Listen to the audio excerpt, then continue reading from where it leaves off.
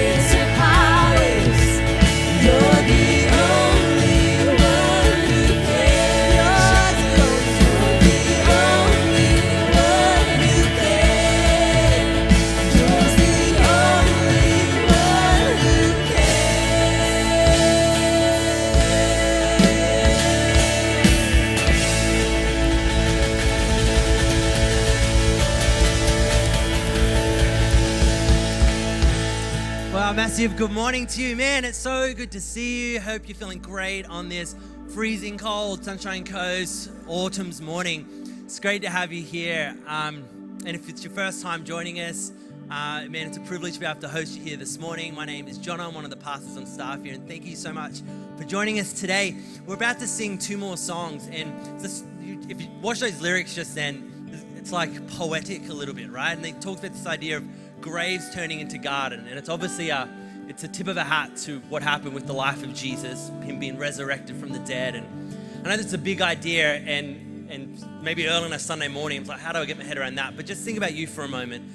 Well, the reason we stop to pause and to sing is because we recognize in the very nature and heart of God, he's able to turn impossible things around that might even be a bad thing and can turn it for good. I don't know how you've walked in here this morning or what your story is, but my prayer is as we sing these next few songs and we look towards God, is that you would experience his grace in your life. Our guys just wrote this next song, and it's about being redeemed, taking something that was harmful or hurtful and how God can make something beautiful from it. So as we sing together here, maybe it's your first time, the lyrics obviously on the screen, you can sing along, but I'm believing for all of you that you would be encouraged, whatever you're carrying and whatever you're walking through, that you would know a God who is for you and can redeem anything going on in your life. So let's sing along together as we continue with the service. Thanks, guys.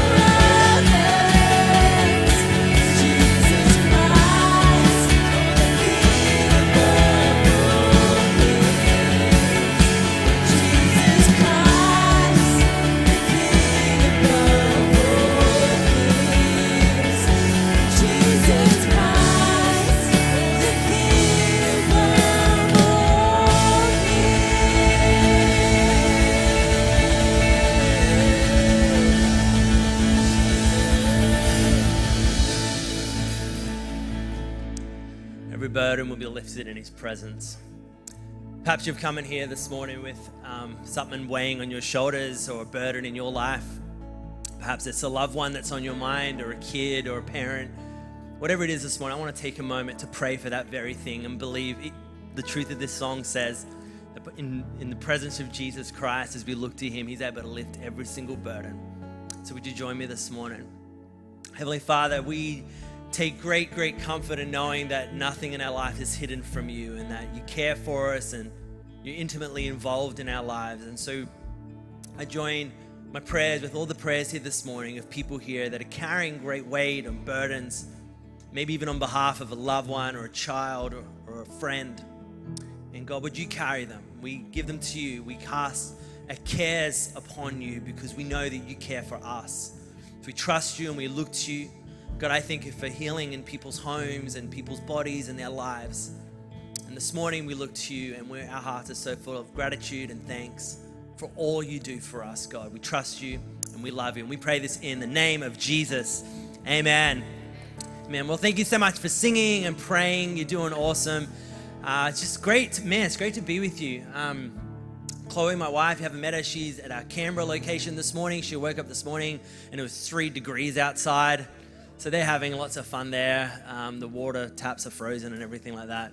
But it's great to have you here with us. Thank you for everyone who's watching along the line. Hope you're doing great as well. Why don't you take a minute, turn around, maybe introduce yourself to someone. Say, good to have you here, and ask them what they're doing for Mother's Day next week.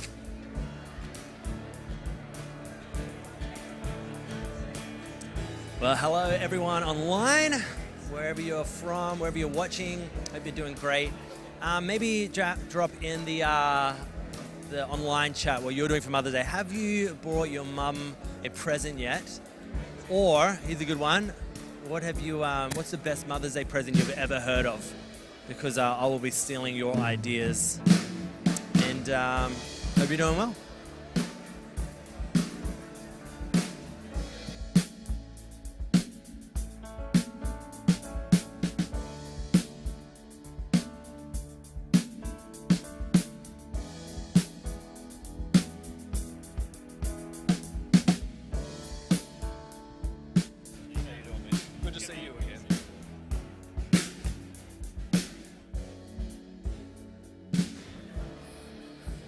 Very cool. Now, again, if you haven't noticed, you are probably sitting, you can all grab it, you're probably sitting on one of these. So it's a double-sided little card. Now, if you're new here, if you're returning from maybe our Easter weekend and you attended there, you'd have heard us talk in the past few weeks about what's known as the Alpha course. And this is a really great course for anyone. If you're new to faith, you've got questions about some of the foundations of Christian teaching, or maybe you want to invite someone along who knows in that space, please, I think it kicks off next week. It's all online. We're doing it as a community with our Canberra congregation as well. That's the Alpha course. It is free. You will love it. And on the other side, and this is a segue to the man sitting next to me right here, is another QR code you can scan about a great ministry called Right Now Media. Now, if you're a member of Suncoast Church, Impact Church, you get free access to this. You can scan it right now. And it's a ton of Christian media and content and helpful things there for you, which leads me to the wonderful gentleman sitting here on my left. This is Ben Windle. Please give Ben a big welcome this morning. Morning. Morning. Good to see you, man. Ben, on Tuesday night, we had our, every quarter we have a breath, worship, ministry evening, and Ben was our guest speaker there, and he's our guest speaker this morning as well. But I thought we'd take the moment to get to know a little bit about Ben. And as we do, Ben, you do some stuff Right Now Media. Yes. Give me the lowdown, Right Now Media. If you scan that QR code, it's all free, right? And I recently produced the first original Australian content on that, which is a course, How to Read and Study the Bible for Yourself. And so if that's something that interests you, scan it, and it's free for you. Why not? And it's, again, local Australian content. Ben, how do you read and study the Bible for yourself? You have to do the course. Oh. You have to do the course. All right. Okay, so this is Ben, by the way. Ben and his wife Cindy and their beautiful boys are here as well. You guys are awesome. Welcome. Ben, up until a month ago, just over a month ago, and his wife pastoring an amazing church in Brisbane, and they just finished up there, and they're throwing themselves full-time into... Yeah, we've been pastoring for 20 years. In fact, our parents know each other. I was talking to my dad this week, and he was pretty sure, like, decades ago, I don't know, back in the day, he sung here because he used to travel. Sung here. He used to travel and sing in churches. It's funny you should say that. We have a surprise for you. Ready, guys? Joking, we don't really. So I'm doing a lot more of this, writing and content creation and speaking and helping churches, especially along the lines of helping churches engage with millennials and Gen Z. So You've written a book about that recently. I have. I've written a white paper about that, and obviously it's a big need within the church and something that I'm passionate about. So I'm going through a major life transition with some of that, which is exciting, and I'm looking forward to more of that in the future.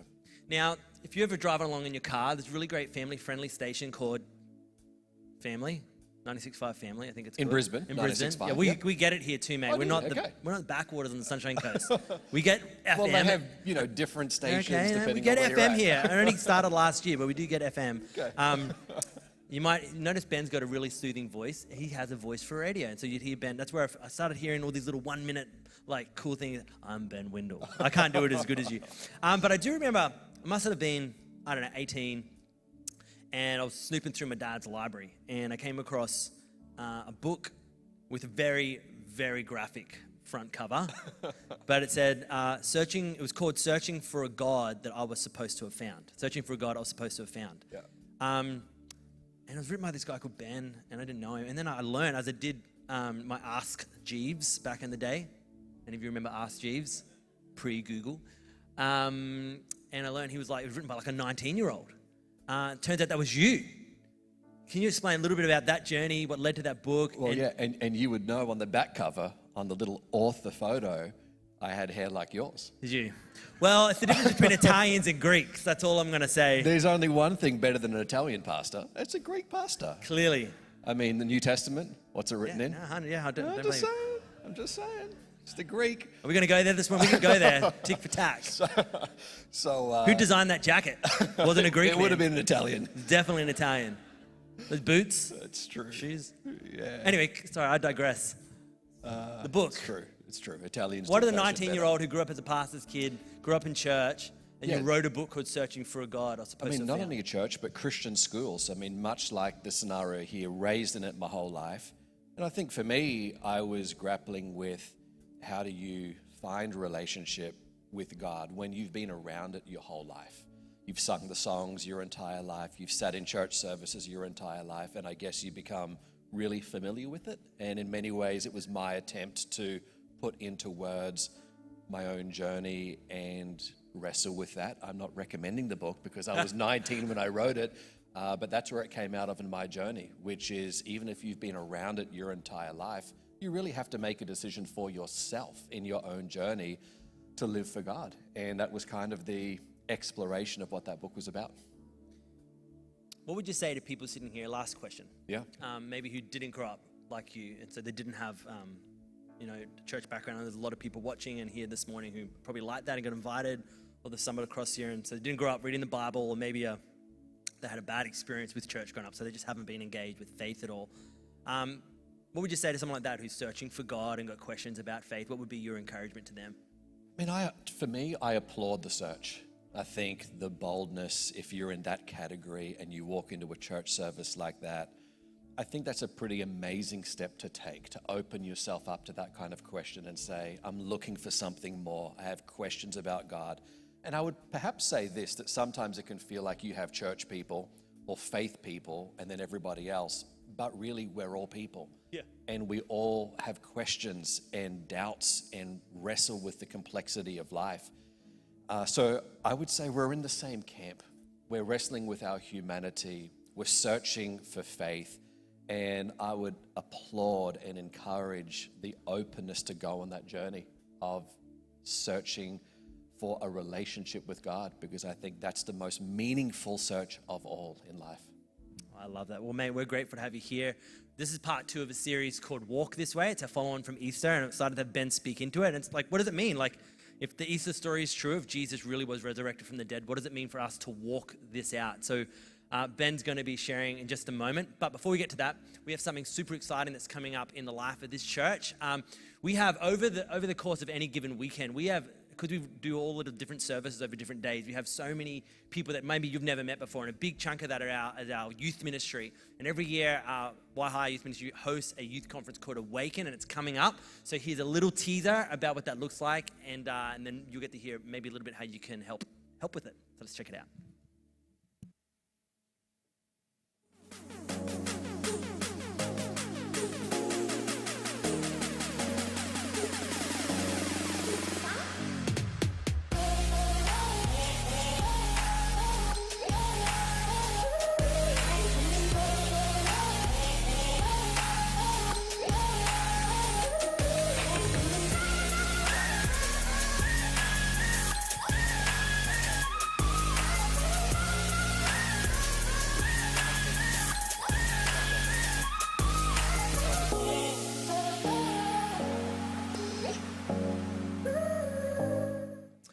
Well, hey everyone, my name's Stephen. I'm the Youth and Young Adult Pastor here with my wife Ash, and that was our Awaken highlight video from 2019, because after 3 long years, 2 cancelled conferences, Awaken Conference is back.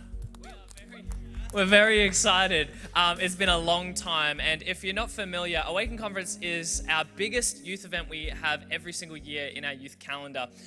300 to 400 teenagers packing out this building from 9 different youth groups across Queensland. It's absolutely phenomenal, and every year our entire church community gets on board and invests into this conference because of how significant it is. Our heart for this conference, and you know, we've all heard the narrative. Being a teenager these days, it's not the easiest gig. You turn on the news or you hear anyone talking about the next generation, it's usually not in a very positive light. You know, you hear things like, it's getting worse and worse every generation, or lost cause. But at Awaken Conference, we want to flip the script, and we want to be a voice in these teenagers' lives that says, we believe in you. And you have potential, and you can change the world. And most importantly, God is for you, and He loves you. And so we want to ask every single one of you to be believing that every teenager that attends Awaken Conference would catch a hold of that we're for them.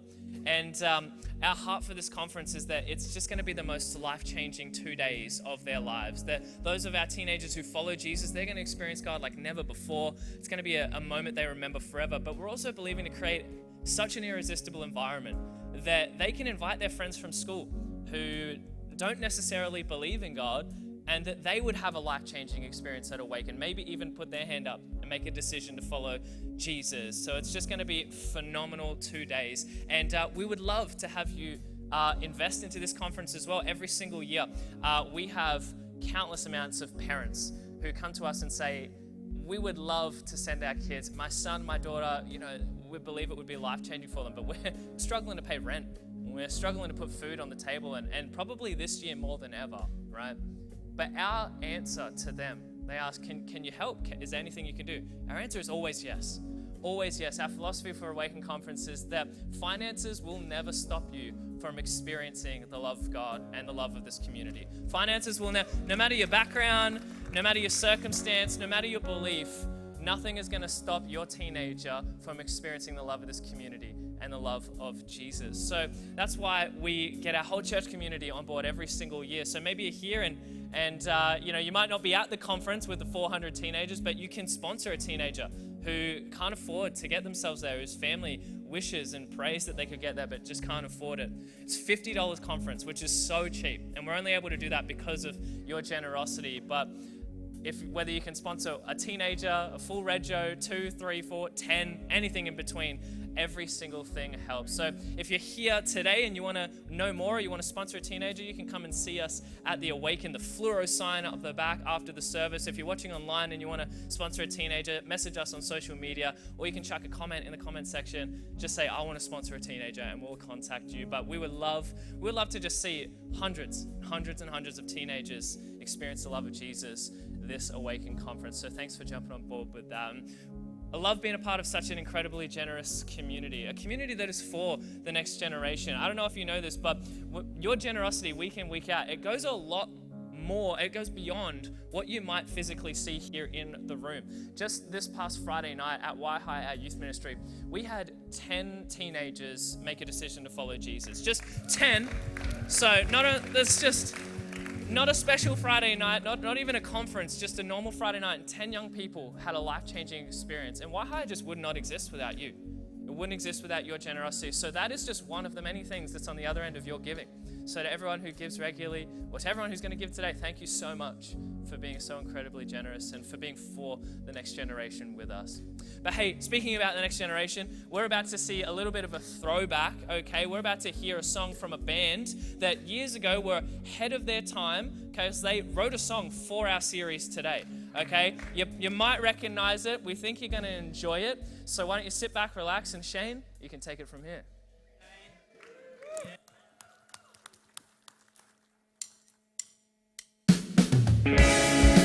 Whoa,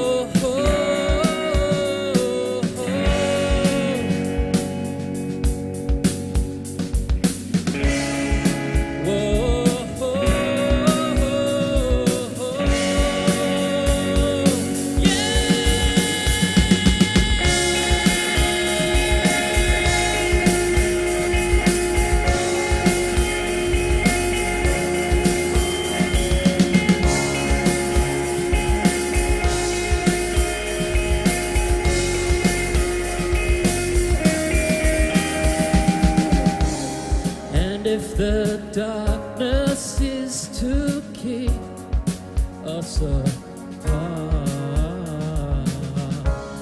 and if the daylight feels like it's a long way off, and if your glass heart should crack, and for a second you turn back,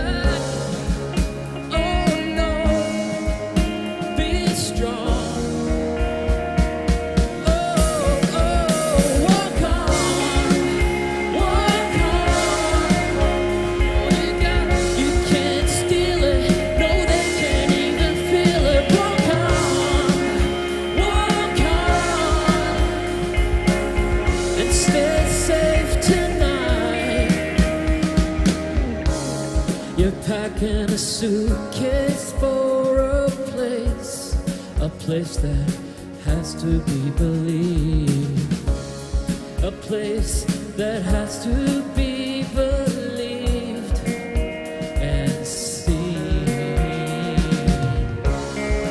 You could have flown away, a singing bird in an open cage, and fly for freedom.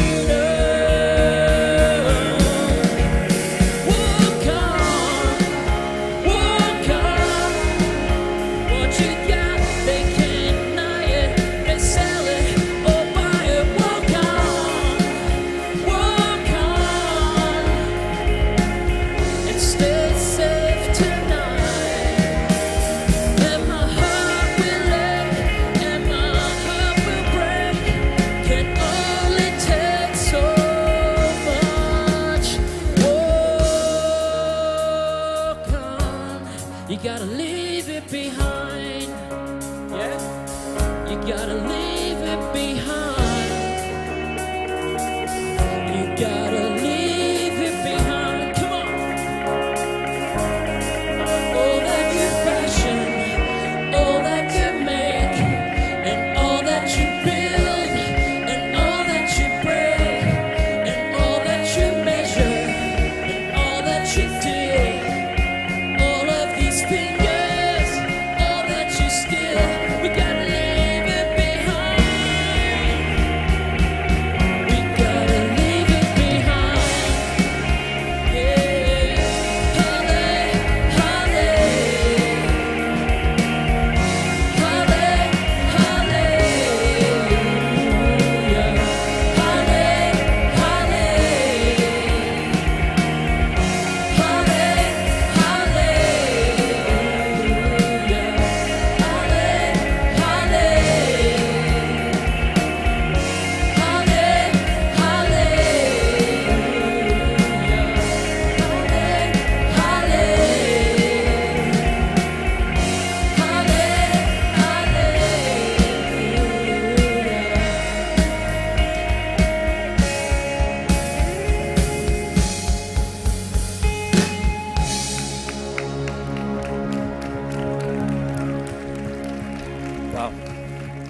How good was that?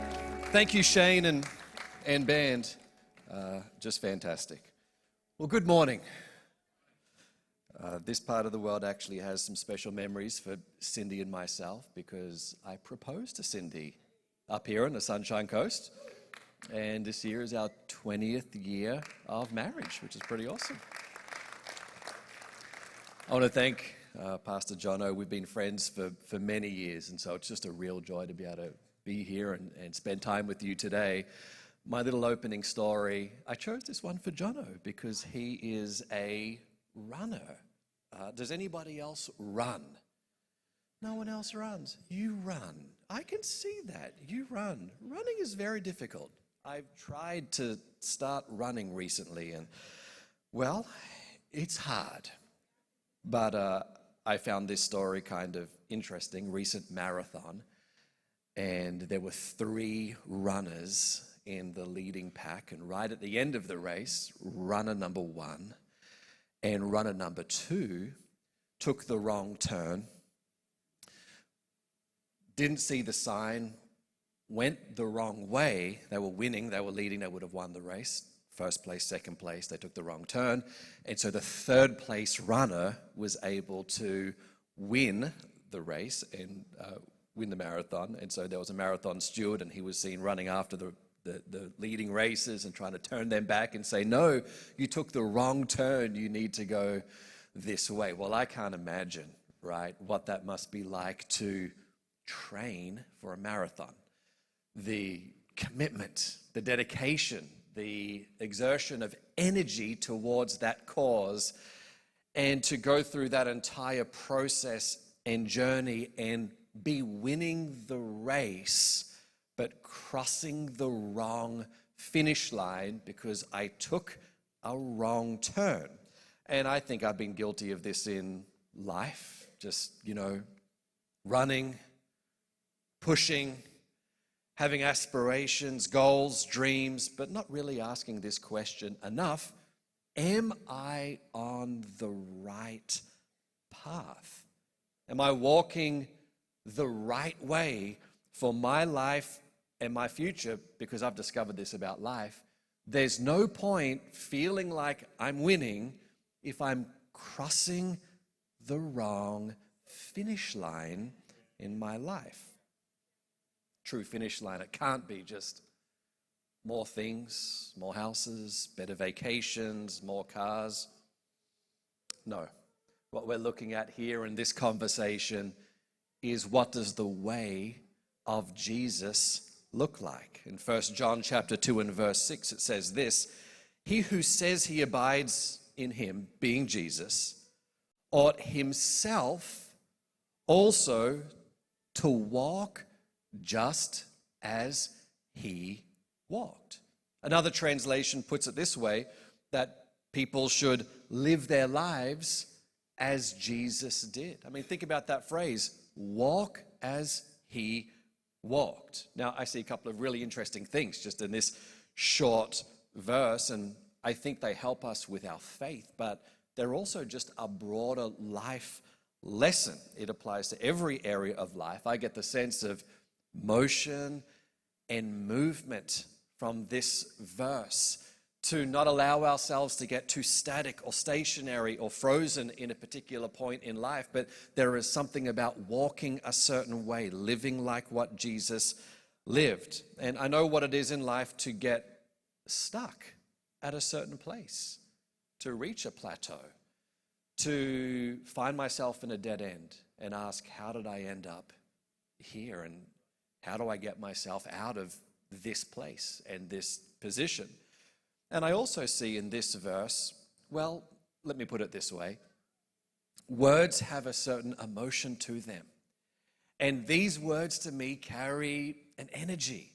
There's something about these words when I read them that it's not just like an academic exercise that here are the 12 steps to following Jesus. No, there is a mood to these words. There is an invitation to an adventure, a way of living, a way of walking, a way of doing this journey of life that is to follow Jesus. Now, I want to give you my big idea up front so that All of us know where we're heading today, and it's this: to follow Jesus is to walk a new way.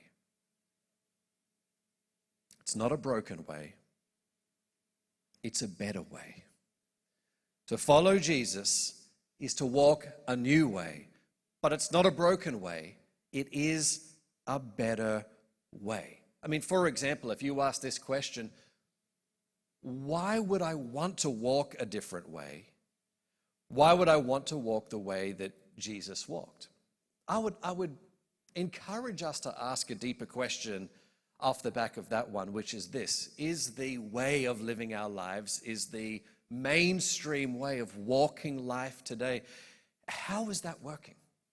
Is it successful? Is it healthy? Is it functional? Like, do we look at the common way of walking life and we're like, you know what, I want to walk that way? I mean, I think most of us would realize that there's something about our modern day script that just feels flawed. There's something about the narrative of what life should be about that I think many of us are looking at right now and saying, I'm not sure that that's the right narrative that I want for my life, my family, and my future. Or I'd put it this way: our normal is not working very well. I mean, consider just a few numbers. I read this one just in the last couple of weeks. I'm like, oh my goodness. The burnout rate, they're saying it's climbing. It's gone up so much. This was an Australian article that it's now hitting 46% of workers are saying they're experiencing some level of burnout in their jobs. In Australia, almost half Australians will experience a mental illness in their lifetime. 31% of Australians, according to the Australian Financial Review, are experiencing financial stress. I mean, that's 1 out of every 3 people in this room. When it comes to friendship and community and loneliness, we know that there is a massive loneliness epidemic that's affecting everybody, all generations, all ages. But if you take younger generations like Gen Z, it's just at alarming rates. 79% of that generation say they are lonely. It's just an overwhelming number when I think of that. We know we are addicted to our phones, right? Or am I the only one? We're not getting enough sleep. You all feel encouraged right now? Like, aren't you here to encourage us? I think I'm just trying to make this point, that there's something about how we are living our lives, the way that we are walking our lives, that doesn't seem to be working very well. Now, if that's the case, that presents to us an invitation to examine an alternative. It gives us some kind of catalyst to say, maybe the other way, this way of following Jesus, leads to a different kind of life. Now, that doesn't mean that we won't have financial stress. It doesn't mean that we won't have mental health issues. It doesn't mean that we won't experience loneliness. I mean, those things exist within churches as well as everywhere else in life. But the way of following Jesus presents to us a way that we can live, where we can overcome these ailments that we see in our modern day society. We need a new way of walking. We need a new way of living, and that's the way of following Jesus. I want to read for you a couple of passages from the Gospel of John today. I'm going to read from John chapter 1 and verse 43. I love these words. And it reads, "The next day, Jesus decided to go to Galilee. He found Philip and said to him, 'Come, follow me.' Philip was from Bethsaida, Andrew and Peter's hometown. Philip went to look for Nathanael and told him, 'We have found the very person Moses and the prophets wrote about. His name is Jesus, the son of Joseph from Nazareth.'" We find in this verse here that Jesus found Philip. And I find even that little capture something that's really important, right? That Jesus found Philip.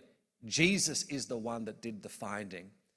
And you heard a little of my story earlier, but having been around church my entire life, I know for sure I went through a season where it felt like I was the one doing the searching, doing the looking. I was searching to find God.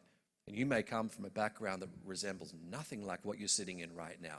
Maybe you would sit here or you're watching online and you would say, that's me. I feel like I'm searching for faith. I'm looking for God. There's something within my heart.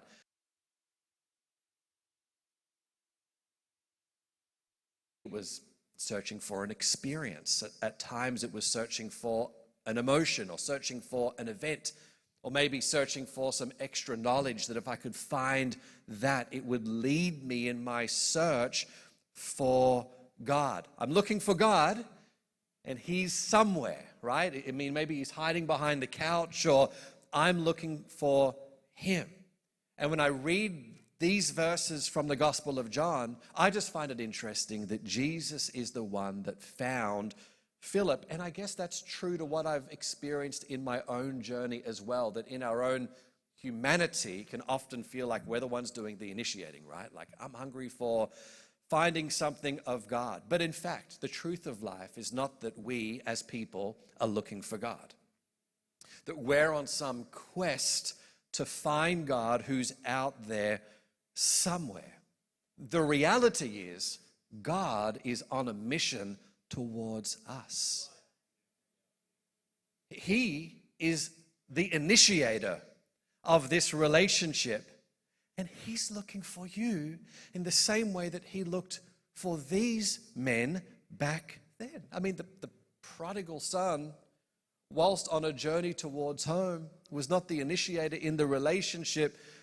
The story tells us that the father ran towards the son. Now, when we come to terms with that, when we accept that in fact God is looking for you, the heart of God is towards you, his love is towards you, it kind of allows us to take the pressure off and find rest and peace. That this isn't based on me, my forensic ability to find something that's missing in my life. If I can stop and receive the love of God that is on a trajectory towards my heart and simply open myself to that, Jesus is looking for us. Now, for me, at a certain point in my life, like, that was a significant moment to go, oh, I can just be at peace with who I am and simply accept the grace of God that is looking for me. We read here that Jesus gave these men an invitation to follow him, and that invitation extends to all of us from every background and every story in life. No matter what your life has looked like, that invitation finds you right here, right now, today, the invitation to follow Jesus. Now, here's the deal. Jesus really invited these guys to go on a whole new experience of what it meant to be human with him. It was really a new ethos on how to do life, but these men had to respond to that invitation. And again, to me, that rings true, right? I mean, you can be invited to do something or invited to go with somebody, but ultimately, we choose our response. And we certainly choose our response towards God, right? And that can be a small response. It can be a significant response. It can be a temporal response. But to the degree that we choose to respond to that invitation is to the degree that I think God really does a profound work within our heart. And I would ask this, I mean, whether you've been in church settings for many years or you're totally new to it, when is for you the last time that you responded to something of God in a dramatic fashion? Like more than just a little I had a moment, or I had an emotion, or I felt a little bit of something, or something kind of inspired me a bit or encouraged me. When was the last time you responded to God in a dramatic fashion to say, God, literally, I'm accepting that invitation, change this part of my life. Just change this area of who I am. I'm just giving you free rein, and I want you to do something new within my life. Because those moments, they're not meant to be one-off moments. Well, like in 1979, I came to this moment in my life, and I made this dramatic decision to follow Jesus,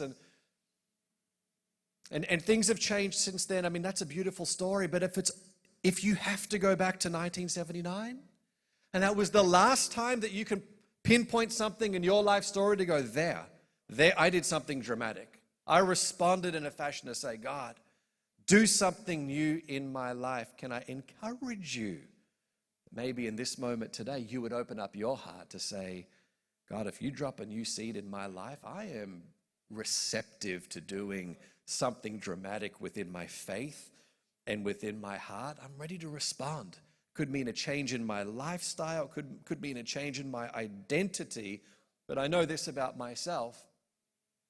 My baseline, my normal, is to follow the desires of me, right? That's I don't wake up every morning so full of faith that I'm just like, there's an angelic choir above my bed, and I'm just like, yes, Lord, oh, you want me to change? Oh, you want me to give that away? Oh, you want me to give that up? Yes, of course, your will be done. Now, I know you're better people than me. I get that sense already, right?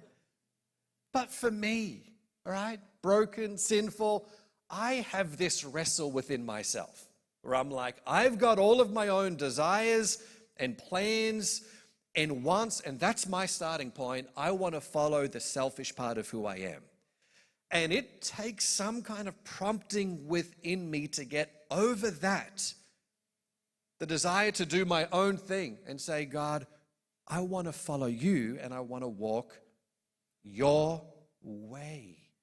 But I think it's within that when we make those decisions, where we come to those forks in the road to walk the way of Jesus. It's on the other side of that we discover every time we make those dramatic decisions. It's on the other side of that we discover something brand new about God's love for us, God's purpose for us, the future that God has for our life. They're the best decisions that we can make. Do you all remember our big idea for this message? I only mentioned it a few minutes ago. To follow Jesus is to walk a new way. It's not a broken way. It's a better way. To follow Jesus is not to walk down a path that makes your life harder, more dysfunctional, right? Oh, just emotionally, I'm worse. Yeah, my marriage, things are harder. Finances, oh, it's more difficult. To follow Jesus is not a broken way. It is a better way. It's the way that you were designed to walk. It's a way that you were designed to live. In John chapter 14, verse 6, Jesus says these words, I am the way, the truth, and the life. No one comes to the Father except through me. Of all of the words, let me ask this. If we had a little interview here, right, where John was asking me questions about myself. And if he was like, hey, tell me a bit about who you are, it wouldn't really be in my natural vocabulary to say, well, Jono, me, I am the way. What does that mean? I mean, it's not only a bold claim, I am the truth, I am the life. It's a fascinating way to self-describe. I am the way. I am the way. These are the words that Jesus used to help us understand who he is. I am the way. Not I am the knowledge, I am the intellect, I am the religion. I am the way. the truth, and the life. I find it an interesting choice of words myself, because he's opening the door to really a fundamentally different way of seeing life. And it is a new way. It's a way that leads to peace. It's a way that leads to fulfillment. It's a way that leads to rest. It's a way that leads to unconditional love. It's a way that leads to a saving grace that can change something profound about who you are as a person. So what does this way look like? I want to give you today 3 new things that happen when we walk the way of Jesus. 3 new things that happen when we follow Jesus wholeheartedly. And number 1 is this. We develop a new world view. You know, a worldview means this. It's the vantage point from which we see life. It's our worldview. It's the place from which I stand. It's the starting point of my set of values and beliefs. In fact, where I proposed to Cindy, we may try and find it while we're up here, but it was a beautiful vantage point. It overlooked the Glasshouse Mountains, and I needed to find a place that was so romantic she could not say no, right? And that's why I chose this part of the world. This is the most romantic part of the world right here. When you stand at a beautiful vista and you look out and you see a summit, it's a vantage point. You're seeing something from that perspective. Similarly, if you're in a valley and you don't see much, it's a vantage point. Following Jesus is a new worldview. It means this: my whole vantage point has changed. The way that I see my life is fundamentally different because of who Jesus is. Now, that means it changes the way that I see what love is. Gives me a new vantage point on that. Changes the way that I see finances. I think this is such a big subject for us today because if we're honest, so many of us get caught up in consumerism. And to live the way that Jesus lived gives us a different way of viewing that part of our life. I'm looking at it from a different perspective right now, because now life is not just how many things can I get for a temporal experience. I'm now seeing my life through an eternal vantage point. Something fundamental about my perspective has changed. My worldview gives me a different way of seeing purpose in life. And if you feel like you've been cut adrift and you don't know what it means to live with purpose, like true purpose. I mean, some of you in this room would go, Ben, that doesn't apply to me. I just wake up with a great sense of purpose. But we need to have empathy for people that are listening to this that would say, I've never felt that way. And it can be a terribly difficult thing to try and live with when you wake up and say, I'm not sure I'm living with any kind of sense of real purpose and meaning in life. And man, there's a lot of people that feel that way. Following Jesus puts me in a vantage point that gives my life meaning and value and purpose. It's an amazingly profound thing. It changes the way that I see friendship. It changes the way that I see my work life and business and vocation. For sure, it should change the way that I see morality and ethics and so many different important areas of my life. Why?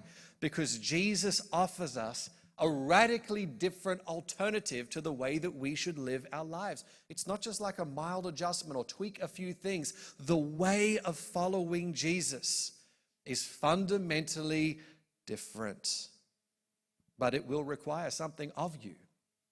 Like you have to participate in that exchange. Following Jesus is not like a momentary decision where you get into a roller coaster and it's like a ride. And again, going back to the 1979 reference, you get on that thing and you just like, wherever this takes me for the rest of my life, I'm just along for the ride. And I don't get an opt-out, right? I've been on very few roller coasters in my life because to me, they are not a pleasurable experience.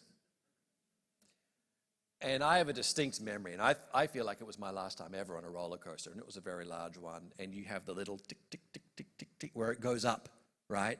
And it feels rickety as well. You're like, is this even is this made out of timber? Like, is this stuff bolted? Tick, tick, tick, tick, tick. The whole thing is shaking, and it goes up, and it goes up, and it goes up. And there's a certain moment in that where within my brain, I'm like, Ben, you're an idiot.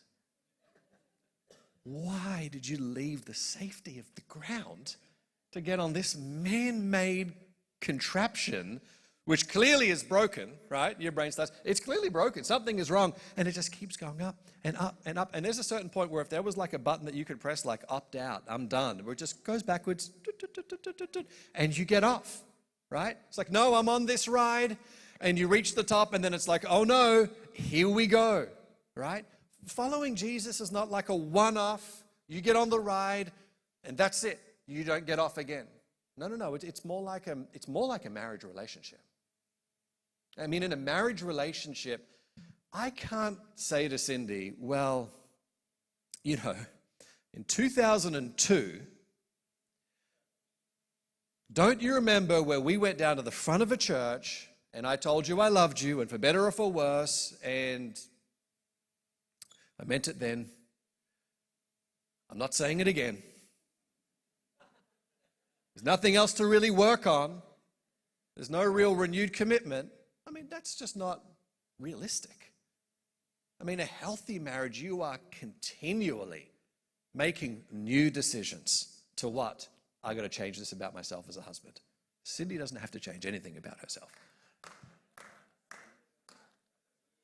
I got to change a lot about me, right?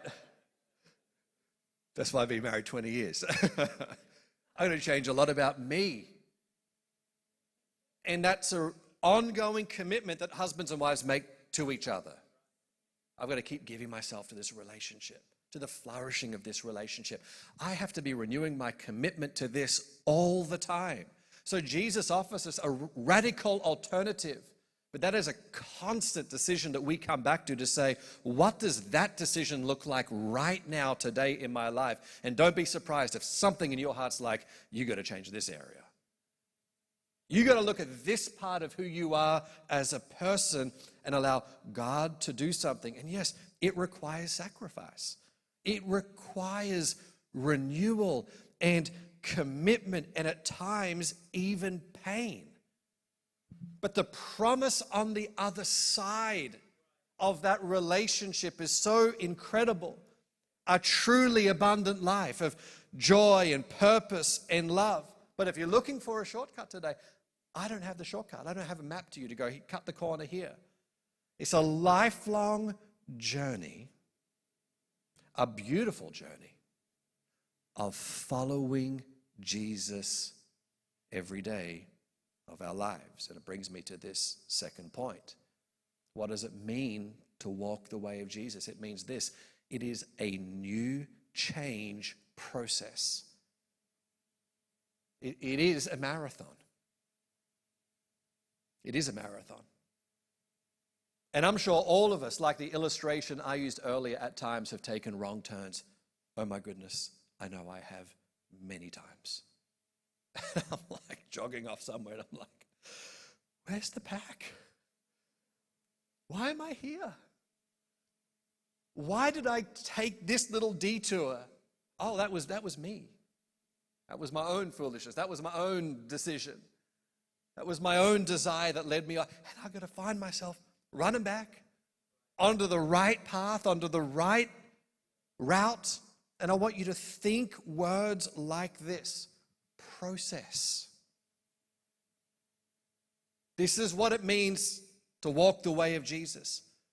Pilgrimage, story, path. To me, these all go into the word pool of what it means to really walk that way. It's a lifelong process. It's not an instant. It's not a one-off. There are legs to this journey, ups and downs, and mountaintops, and also the valleys. There are seasons and different terrain along the way. And that's the journey of what it looks like to say, I've made a decision to follow him, to follow Jesus. Through all the different turns and twists of life. Why? because the normal of our age and our society and our generation is fundamentally broken, but there is a better way to live. There is a better way to do family. There is a better way to do life, and that's the way of Jesus. And the third leads right into this. It is a new lifestyle. Yes, how I live my actual life should look different. And having pastored people for 20 years, here's what I understand about these moments. This right here, this is not necessarily a reflection of our normal everyday lives. The true decisions are what we do in our homes, in our businesses, in our workplaces, at our place of study, in our parenting or in our marriage. It needs to play out every day. But those decisions can make a profound difference in our journey. In fact, there was a middle-aged lady, Brisbane,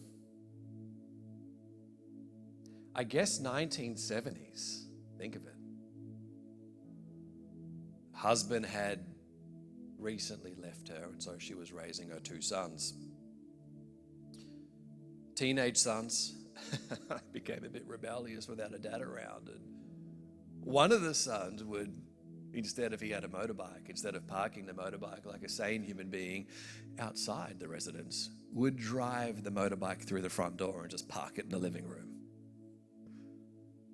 The mum was short of stature, and even when becoming enraged at such activities, open smoking in the lounge room and riding one's motorbike in, well, the sons had the ability to simply hold her out. Completely powerless to do anything. Just desperate, feeling broken. Truly just feeling like, what am I even on this planet for? Went to a church meeting like this. Was invited at a local post office, like posting letters. We don't do that as much these days. And someone said, why don't you come to church on Sunday? And so she came to church, a gathering just like this, and was given that same invitation. You can walk a different way. You can walk this way. And if the way you're walking right now is broken and meaningless, you can walk a different way in life. And she accepted that invitation to follow the carpenter from Nazareth, to follow Jesus. Or would you believe that within a pretty short amount of time, those two rebellious teenage sons began to see some change around home? Pastor came and visited the home, invited the sons to church. And so you know what happened next, right? The two sons also accepted this invitation to follow the way of Jesus. Yeah, that probably meant park the motorbike outside. Yeah, that probably meant some lifestyle changes. And they made those changes, right? And the reckless living and the drugs and the alcohol and a path that, generally speaking, just leads to brokenness in life and regret was put aside, and a new path of healing and hope and redemption was put in front of these young men, and they received that invitation wholeheartedly. And I only stand here today because one of those two young men was my father. And my sons only sit here today because all of those decades ago, my little Greek grandma, who really is short, she's a fantastic cook, but very short, accepted an invitation to follow Jesus. And it didn't just lead to a change internally in her life. I mean, literally, it led to generations of change. And you don't know what's on the other side of your decision and life to follow Jesus. You may be sitting in this room and you've just been around it your whole life, but maybe you've been through a difficult season. And you're like one of those marathon runners. You're like, I was near the finish line, and somehow I missed a turn. And I thought I had this stuff figured out. I know some scripture. I know church. I know the songs we sing here on Sundays. But I found myself in a place I'd never find myself.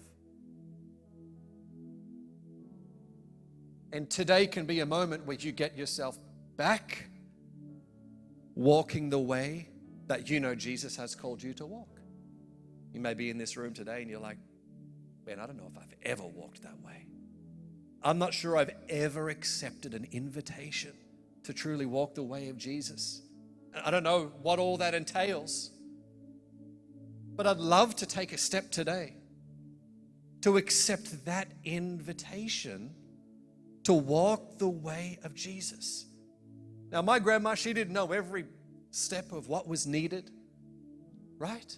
But that initial step of yes, that initial step of my life's not working this way, so why not try a different way and say yes to Jesus? That one step set her entire life and generations on a different trajectory. What could happen in the story of your life?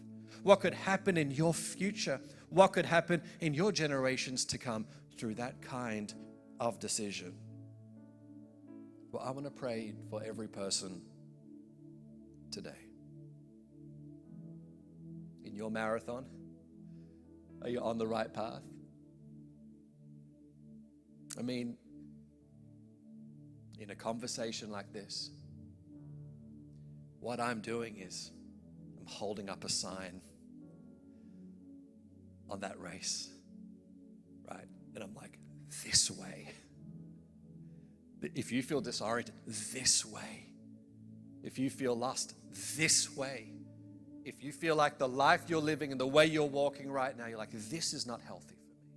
I don't like this way. I need to make some changes. I'm holding up a sign saying this way. It's your journey to walk.